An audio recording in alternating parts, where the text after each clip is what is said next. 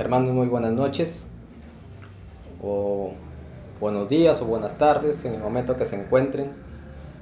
Mi nombre es Anthony Pacherres y hoy quiero hablarles nuevamente un mensaje de la palabra de Dios. Y para ello les invito a abrir nuestras Biblias en Hebreos capítulo 1. Justamente en el mensaje anterior hablábamos también sobre Hebreos capítulo 1. Hemos hablado de Hebreos capítulo 1 del 1 al 4. Es algo muy importante que nosotros debemos conocer.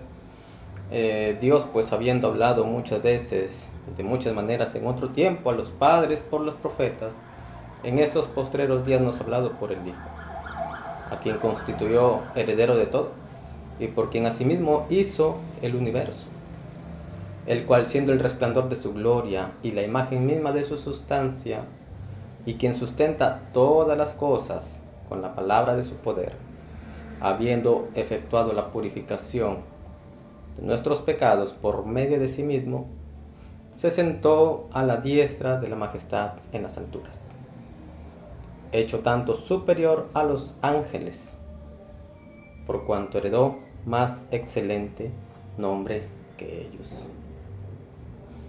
Luego, en los siguientes versículos vamos a encontrar acerca de Cristo como Hijo. Vamos a ver un contraste total entre Cristo y los ángeles.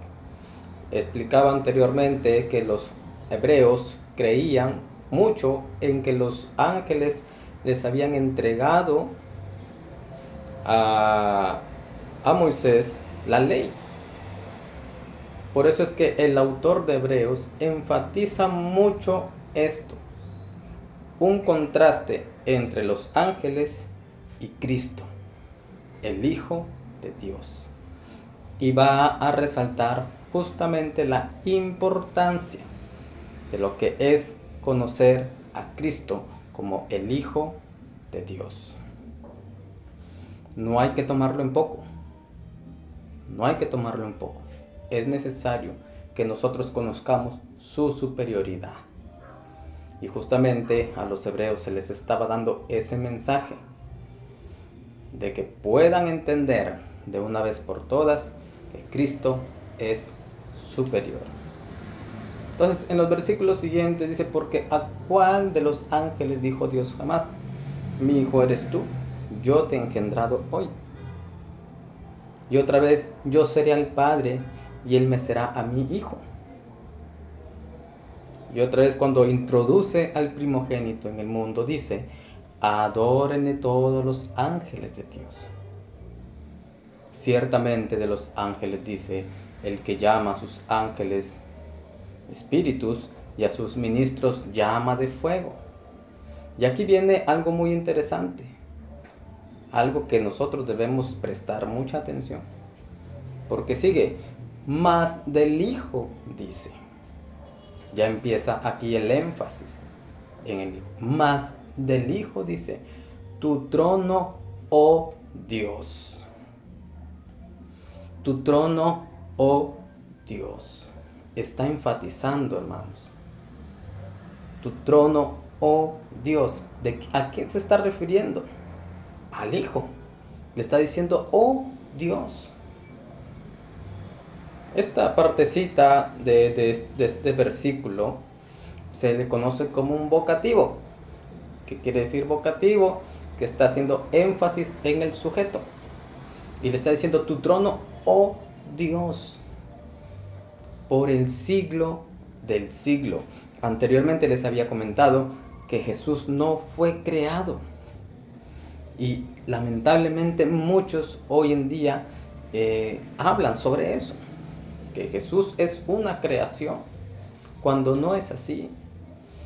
Dice: tu trono, oh Dios, por el siglo del siglo. Cetro de equidad es el cetro de tu reino. Has amado la justicia y aborrecido la maldad, por lo cual te ungió Dios, el Dios tuyo, con óleo de alegría más que a tus compañeros. El siguiente versículo dice: y tú, oh Señor, En el principio fundaste la tierra, y los cielos son obra de tus manos. Ellos perecerán, mas tú permaneces, y todos ellos envejecerán como una vestidura, y como un vestido los envolverás, y serán mudados. Pero tú eres el mismo, y tus años no acabarán. Luego dice, porque ¿a cuál de los ángeles dijo Dios jamás: siéntate a mi diestra, hasta que ponga a tus enemigos por estrado de tus pies? ¿No son todos espíritus ministradores, llamados para servicio a favor de los que serán herederos de la salvación? Entonces aquí nosotros encontramos un contraste total entre los ángeles y Cristo, el Hijo de Dios, lo cual es mucho más importante que nosotros entendamos. Por eso en el capítulo 1 empieza: en estos postreros días nos ha hablado por el Hijo. Porque el mensaje que trajo Cristo es mucho más importante, es mucho más perfecto. Entonces, aquí cuando empieza diciendo, porque ¿cuál de los ángeles dijo Dios jamás? Tú eres mi hijo, yo te he engendrado hoy. Aquí hay un versículo que he sacado de un salmo, que es el Salmo 2. Para ello nosotros tenemos que conocer, hermanos, lo que Jesús le decía a sus discípulos, lo que Jesús le decía a la gente cuando les enseñaba.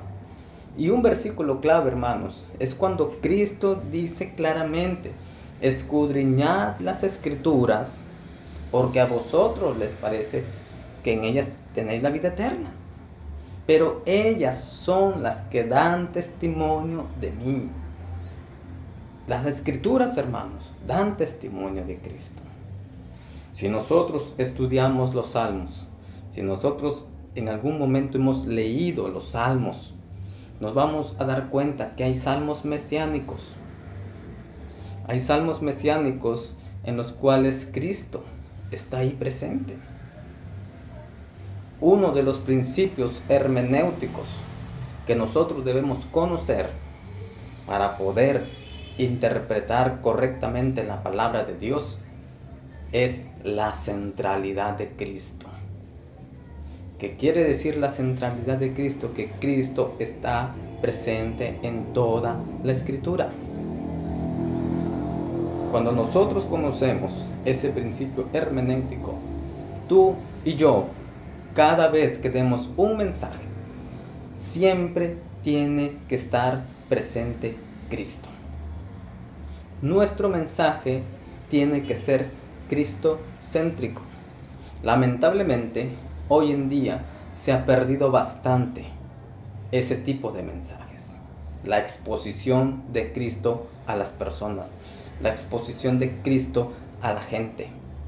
Hoy en día, en los púlpitos podemos escuchar: saca el campeón que hay dentro de ti.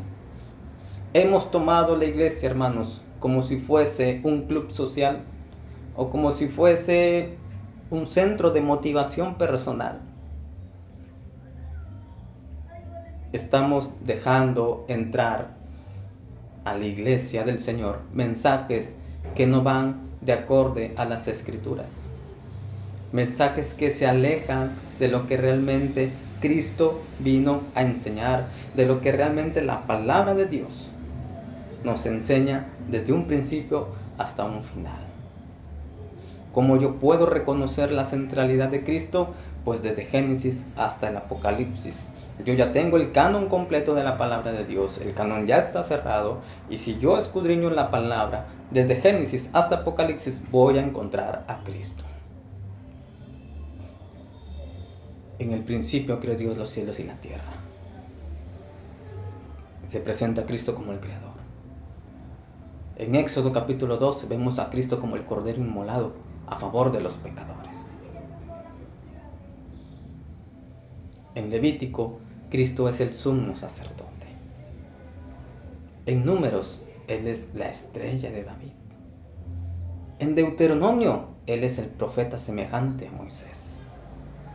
Y así nosotros podemos continuar. En Josué, Él es el príncipe del ejército de Jehová. Cuando el príncipe del ejército de Jehová se presenta ante Josué, Él le dice: quita el calzado de tus pies, porque el lugar donde estás es santo.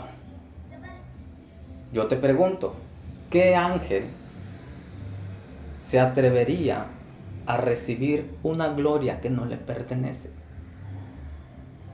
¿Qué ángel, mi hermano? ¿Qué ángel permitiría que un ser humano se le arrodille cuya reverencia solamente le pertenece a Dios?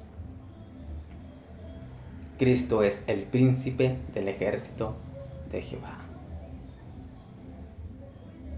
Y en cada uno de los libros nosotros podemos seguir mencionando. Y justamente los salmos, hermanos, nos presentan también a Cristo. En el Salmo 1, Cristo es el hombre bienaventurado. En el Salmo 2 es el Hijo de Dios. En el Salmo 8 es el Hijo del hombre. En el Salmo 23 es el buen pastor. En el Salmo 24 es el rey gobernante. En el Salmo 72 es el rey triunfante. En el Salmo 150, Cristo, hermanos, es el director de las alabanzas. Si nosotros, hermanos, nos atrevemos a estudiar la palabra de Dios cristocéntricamente, nos vamos a dar cuenta que Cristo está presente en todo. Y Él debe estar presente en nuestros mensajes. La palabra de Cristo, hermanos, debe confrontar nuestra vida. Dejémonos ya de sacar el campeón que hay dentro de nosotros. Hermanos, hermanas, dejemos ahora que Cristo sea un reflejo en nosotros. Alguien una vez dijo, una cosa es enseñar de Cristo, otra cosa es enseñar a Cristo. La palabra de Dios, hermanos, es dura, pero reconforta, restaura, redarguye, instruye y nos guía por donde realmente debemos ir. Nosotros debemos tener nuestra fe puesta en Cristo, como lo dice también el libro de Hebreos, capítulo 12, versículo 2. Puesto los ojos en Jesús, el autor y consumador de la fe, porque Él es el que empieza y Él es el que termina. En la iglesia de Esmirna, en el capítulo 2 de Apocalipsis, cuando le dice el mensaje, escribe al ángel de la iglesia en Esmirna, el primero y el postrero. Cristo es el primero, Él es el postrero, el que estuvo muerto y vivió, dice esto. Él es el primero, Él es el último, Él es el autor y consumador de la fe. Ahora, en este salmo, de este versículo, cuando dice, tú eres mi hijo, yo te he engendrado hoy, hace un anclaje a la promesa davídica, que está en 2 de Samuel, capítulo 7, del 12 en adelante. Cuando se le hace la promesa a David, cuando se hace ese pacto a David, y se le dice lo que tenía que suceder. Y ese pacto va anclado al Salmo 2. Y para ello, hermanos, antes de entrar a ese salmo, quiero presentarte cómo Cristo está presente en los salmos y cómo eso se cumple en el Nuevo Testamento, para que nosotros tengamos un panorama completo, hermanos, de la palabra de Dios, de lo que les estoy mostrando en estos momentos. No es mi palabra, es la palabra de Dios. Hermanos, aprendamos a abrir las Escrituras. Aprendamos a ver el panorama completo de la Biblia, para que ahí realmente nosotros entendamos el mensaje de Dios para nuestras vidas. Cristo en Génesis capítulo 3, versículo 15, Él es la simiente que vendría al mundo. En Génesis capítulo 12 se le dice a Abraham: en ti serán benditas todas las naciones de la tierra. Cuando dice serán benditas todas las naciones de la tierra, muchos hoy en día lo asemejan a las riquezas. Dios te va a bendecir, Dios te va a prosperar, vas a ser millonario, vas a ser multimillonario. Hermanos, cuando se le dice a Abraham, en ti serán benditas todas las naciones de la tierra, se refiere a que Cristo iba a ser nuestra bendición. Él es nuestra bendición. Por eso el Salmo 23 dice: Jehová es mi pastor, nada me faltará. Cuando Cristo está en nuestra vida, nada nos falta, porque Él es el buen pastor. Él es nuestra bendición. Quiero invitarte, hermano, a que escuches lo que nos dice los salmos. Por ejemplo, en el Salmo 2, versículo 7, Él es el Hijo de Dios. Y su cumplimiento está en Mateo capítulo 3, versículo 17. En el Salmo 8.2, Él es alabado por los niños. Su cumplimiento está en Mateo 21, del 15 al 16. En Mateo 8.6, Él es el Rey de todo. En Salmos 8.6, Él es el Rey de todo. Eso se cumple en Hebreos 2.8. En el Salmo 16.10, Él es resucitado de los muertos. Eso se cumple en Mateo 28.7. En el Salmo 22.1, abandonado por Dios. Eso se cumple en Mateo 27.46. En Salmo 22, del 7 al 8, Él es escarnecido por sus enemigos. Eso se cumple en Lucas 23.35. Salmo 22.16, traspasado sus manos y pies. Eso se cumple en Juan 20.27. En el Salmo 22.18, echaron suertes por su ropa. Eso se cumple en Mateo 27.35-36. En el Salmo 34.20, sus huesos no fueron rotos. Eso está en Juan capítulo 19, 32, 33 y verso 36. En el Salmo 35.11, Él es acusado por falsos testigos. Eso está en Marcos 14.57. En el Salmo 47 al 8, su delicia en la voluntad de Dios. Eso está en Hebreos 10.7. En Salmo 41.9, Él es traicionado por un amigo. Eso está en Lucas 22.47. En el Salmo 45.6, el Rey eterno. Eso está en Hebreos 1.8. En el Salmo 68.18, ascendió al cielo. Eso está en Hechos 1, del 9 al 11. En el Salmo 69.9, su celo por la casa de Dios. Eso está en Juan 2.17. En el Salmo 69.21, le dieron vinagre y hiel. Eso está en Mateo 27.34. En el Salmo 109.4, oró por sus enemigos. Eso está en Lucas 23.34. En el Salmo 109.8, el reemplazo de aquel que lo traicionó. Eso está en Hechos 1.20. En el Salmo 110.1, reina sobre sus enemigos. Mateo 22.44. En el Salmo 110.4, Él es sumo sacerdote para siempre. Eso está en Hebreos 5.6. En el Salmo 118.22, la principal piedra en el edificio de Dios. Eso se cumple en Mateo 21.42. Y por último, Salmo 118.26, viene en el nombre del Señor. Eso está en Mateo 21.9. Hermanos, Cristo está presente en los salmos. Cada uno de los salmos que les he leído, tomémonos un tiempo, leámoslos en casa.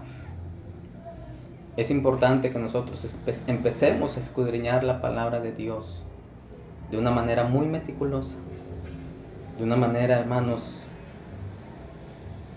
muy firme, muy reverente, muy respetuosa, para que podamos entender correctamente las Escrituras. Ahora quisiera leerles un pequeño texto acerca del Salmo 2. que justamente les hablaba, que va anclado a 2 de Samuel, capítulo 7, donde está el pacto davídico. Pero antes de eso, hermanos, quiero que vayamos a 2 de Samuel, para que entendamos, hermanos, cómo se da el pacto davídico. 2 de Samuel, capítulo 7, versículo 12 en adelante. La palabra de Dios dice lo siguiente: y cuando tus días sean cumplidos y duermas con tus padres, yo levantaré después de ti a uno de tu linaje, el cual procederá de tus entrañas, y afirmaré su reino. Él edificará casa a mi nombre, y yo afirmaré siempre el trono de su reino. Yo le seré a él padre, y él me será a mí hijo. Y si él hiciere mal, yo le castigaré con vara de hombres y con azotes de hijos de hombres. Pero mi misericordia no se apartará de él, como la aparté de Saúl, al cual quité de delante de ti. Y será afirmada tu casa y tu reino para siempre delante de tu rostro, y tu trono será estable eternamente. Tu trono será estable eternamente. En Hebreos capítulo 1, 5 se emplea la expresión yo le seré al Padre y él me será mi hijo, en referencia a Cristo como Mesías. Jesús hereda el rol de David como representante del pueblo de Dios. Ahora quiero leerte una pequeña reseña acerca del Salmo capítulo 2. Dice: cuando el pueblo de Dios canta este salmo, recuerda que Dios permitió que David y sus descendientes fueran reyes para que pudieran cumplir con el propósito del llamado de Abraham, que es bendecir a todas las naciones. Génesis 12, del 1 al 3. Te invito a que leas esa promesa que se le hace a Abraham. Por eso se le considera un salmo real. Cuando dice un salmo real, se refiere a la realeza. Un salmo referente a un reino. El israelita piadoso ahora sabe que la esperanza de su bendición depende irrevocablemente de la casa de David. Así que ora para que Dios mantenga puro al rey. Los reinos gentiles, que eran parte del imperio davídico, buscaban derrocar al gobernante de Israel. Por lo tanto, este salmo evoca las promesas que Dios le había hecho al rey en su coronación, y les recuerda a los gentiles que solo hallarán felicidad duradera como súbditos del rey. El salmo tiene esta perspectiva de un reino universal de la casa de David y mira hacia el futuro, cuando reine el Mesías davídico. Es más, tal hazaña solo puede lograrla un gobernante que sea más que un simple hombre. Cuando Dios le dice a David que reinará eternamente, si nosotros vemos el contexto inmediato, pues se está refiriendo a Salomón, a su hijo, que le sucedería el reino. Sin embargo, Salomón también cometió sus ciertos horrores, pero Dios ya había dejado la promesa, ese pacto que sería eterno, un pacto eterno. Hay una palabra que especifica cuando algo es eterno, y es la palabra sempiterno. ¿Qué quiere decir sempiterno? Que es algo que tiene un inicio, pero que no tiene un final. Lo mismo se da con el pacto Abraham. Es un pacto sempiterno, porque tiene un inicio, pero no tiene final. Entonces, tal hazaña de tener ese reino eternamente, solo lo podría hacer alguien más que un simple hombre. Y ese hombre, hermanos, es el Mesías, es Cristo el Señor. Entonces, Hebreos, hermanos, les está haciendo recordar, el autor que escribe Hebreos les está haciendo recordar. Oye, ¿sabes qué? Ya, ustedes ya creen en los ángeles, todo eso. Pero hay alguien mejor, hay alguien superior. Y es Cristo, el Hijo de Dios. Porque ¿a cuál de los ángeles dijo Dios jamás: mi hijo eres tú, yo te he engendrado hoy? Y recordemos, hermanos, cuando dice yo te he engendrado hoy, no dice que yo te he creado hoy. Cuando dice yo te he engendrado hoy, se refiere, hermanos, a la encarnación de Cristo. Cuando llega a esta tierra, porque Él ya existía. Simplemente eso. Porque versos más adelante lo dice. Por eso es importante, hermanos, ver el contexto del pasaje donde yo estoy leyendo. No irme por otro lado. Después dice, yo seré al Padre y Él me será mi Hijo. Y otra vez, cuando introduce, dice, al primogénito en el mundo, adórenle todos los ángeles de Dios. Hay un énfasis muy enorme en eso. Adórenle todos los ángeles de Dios. ¿A quién debemos adorar, hermanos? ¿No es a Cristo?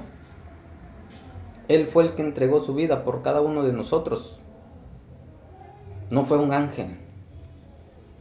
No fue un ángel. Fue Cristo. Por eso, en el capítulo 2, continúa, hermanos. Continúa la hilación. Pero ya haciendo un énfasis más grande. ¿Por qué?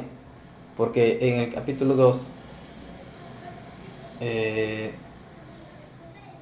menciona algo muy importante. El autor ya les está explicando el contraste que hay entre Cristo y los ángeles, la importancia de Cristo. Y veamos cómo empieza el capítulo 2. Y empieza diciendo, por tanto. Hermanos, aquí hay una conexión.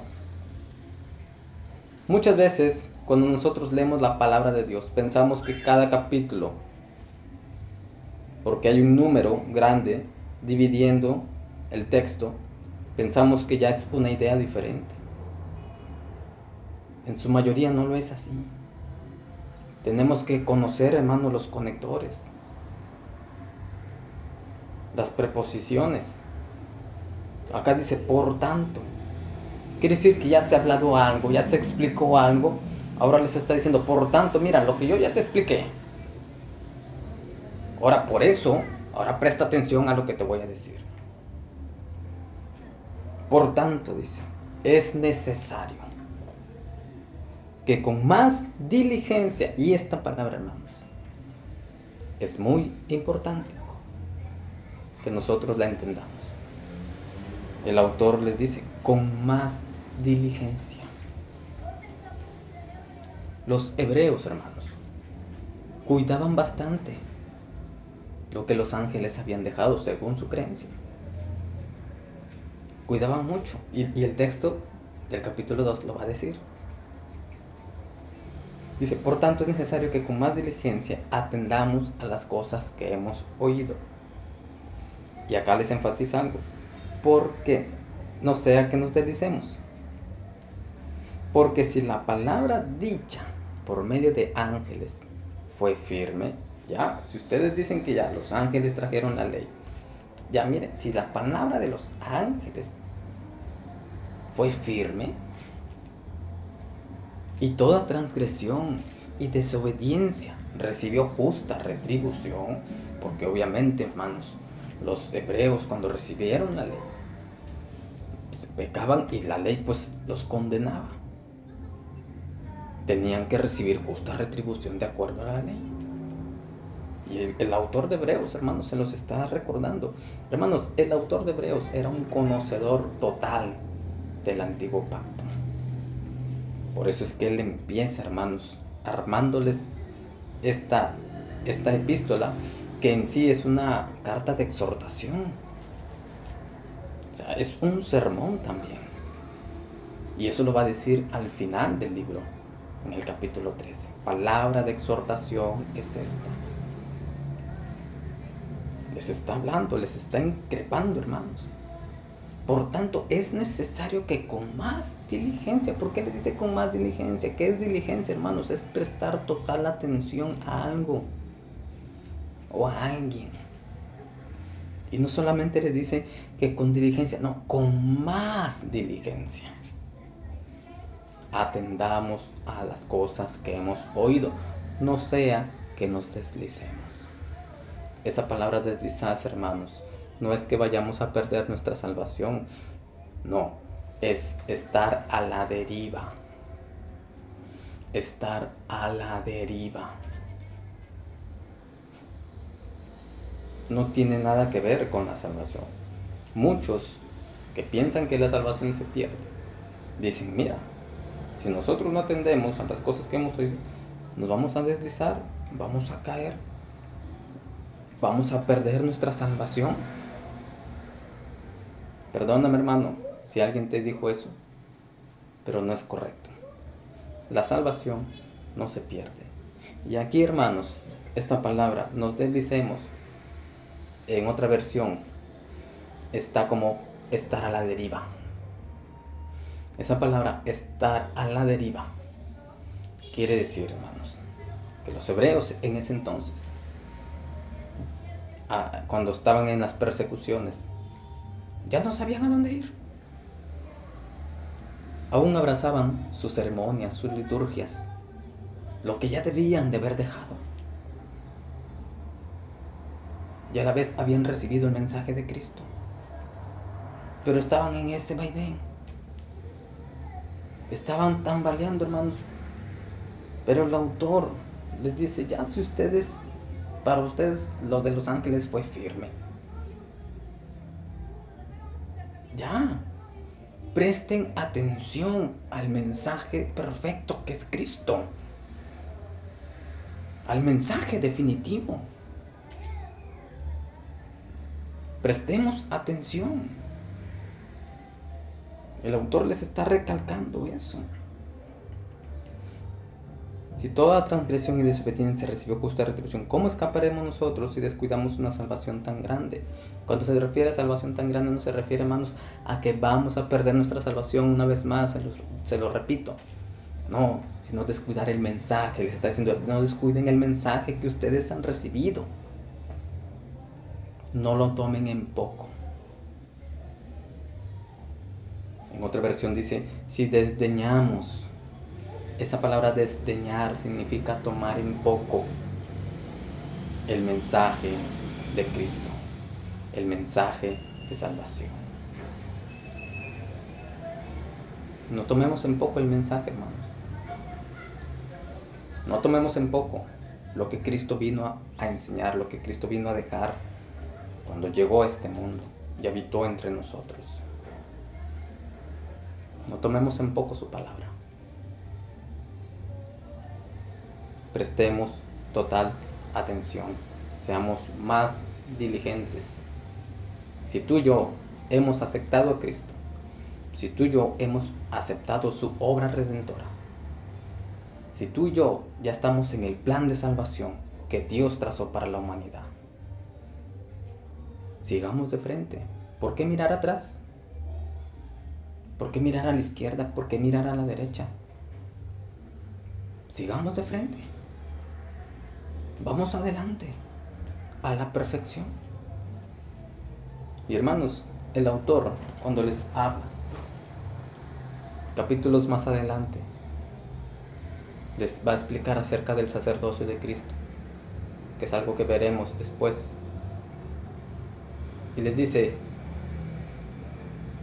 prácticamente, no les puedo explicar mucho, porque se han hecho flojos para oír.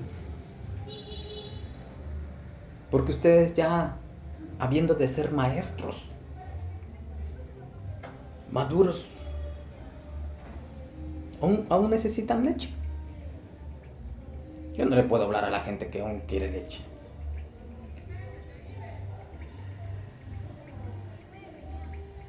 Eso es lo que pasaba también con los Gálatas. Pablo les dice: oh Gálatas insensatos, habiendo empezado por el Espíritu, ¿vais a terminar por la carne? Hermanos, la palabra de Dios siempre tiene que confrontarnos, sacudirnos, removernos y avanzar hacia adelante. Una vez más, no menospreciemos el mensaje de Cristo. Si ya hemos recibido a Cristo, si hemos aceptado su obra redentora, caminemos hacia adelante, vayamos hacia el frente. Olvídate de sacar el campeón que hay dentro de ti. Olvídate de esas cosas, hermano. Y centrémonos en la palabra. Porque la palabra de Dios realmente me enseña. En Cristo nosotros ya tenemos la seguridad de nuestra salvación. En un próximo video estaré hablando acerca de lo que es tener la seguridad de nuestra salvación. Y para ello nosotros debemos entender lo que es estar en la gracia. Y te voy a dejar, hermano y hermana, que leas por favor Romanos capítulo 4, Romanos capítulo 5 y capítulo 6. Léelo detenidamente para que entendamos lo que es estar en la gracia. También te invito a leer Gálatas capítulo 2 y capítulo 3. Es importante que tú y yo conozcamos lo que es estar seguros de nuestra salvación. Las epístolas paulinas justamente están para eso, para llenarnos de doctrina. A las epístolas paulinas también se les conoce como epístolas doctrinales para la iglesia. Para la iglesia. Y en todas las epístolas paulinas se encuentra la justificación por la fe y la seguridad de nuestra salvación. Sí, las iglesias en algún momento tenían sus problemas. Por eso es que Pablo también escribe esas cartas. Les exhorta, pero a la vez les instruye. Leamos detenidamente, hermanos, esas epístolas. En un próximo video estaré explicando, con la ayuda de Dios, de su Santo Espíritu, acerca, hermanos, de lo que es estar en la gracia, porque muchos no hemos comprendido aún lo que es estar en la gracia. Es importante. Es importante. Y déjame decirte algo. No creas cuando alguien te dice: todo cristiano pasa por un enfriamiento espiritual. No, no lo creas. Porque cuando tú ya recibes a Cristo, tu vida simplemente marcha hacia adelante. Sientes el deseo de buscar de Dios, de leer la palabra, de estar perenne en el camino. No hay enfriamiento espiritual. Acuérdate del mensaje a la iglesia de la Odisea. Cuando le dice: he aquí el amén, el testigo fiel y verdadero dice esto: yo conozco tus obras, que no eres frío ni caliente. Ojalá fueses frío o caliente, pero por cuanto eres frío y no tibio, por cuanto eres tibio y no frío ni caliente, te vomitaré de mi boca. ¿Por qué tú dices: yo soy rico y me he enriquecido y de ninguna cosa tengo necesidad?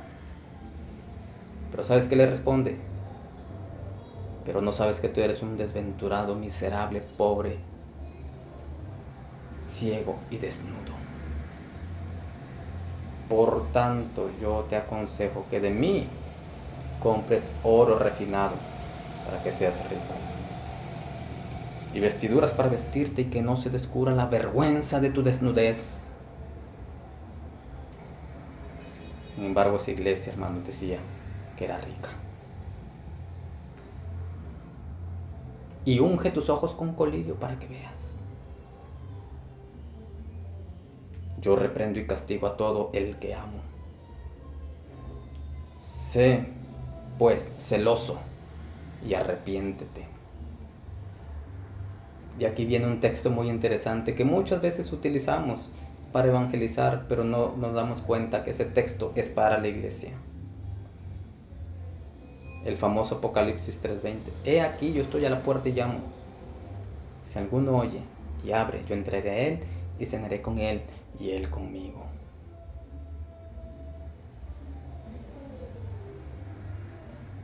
Ese mensaje es para la iglesia. Muchas iglesias tienen a Cristo en la puerta. Lo han dejado de lado. Han dejado de lado su mensaje. Y lo que se sigue ahora son doctrinas de hombre, que muchas veces toman los textos de la Biblia, toman los textos de la palabra, los tuercen a su conveniencia. Pero no debe ser así. Debemos aprender, hermanos, hermanas, los que me estén escuchando, a escudriñar verdaderamente las Escrituras. Que Dios me los bendiga. Nos estaremos viendo en un próximo video, hablando acerca de lo que es estar en la gracia, para que entendamos, hermanos, de poco en poco lo que el autor en Hebreos nos quiere enseñar, sobre todo lo que Cristo quiere que nosotros aprendamos. Dios me los bendiga, que tengan un buen día.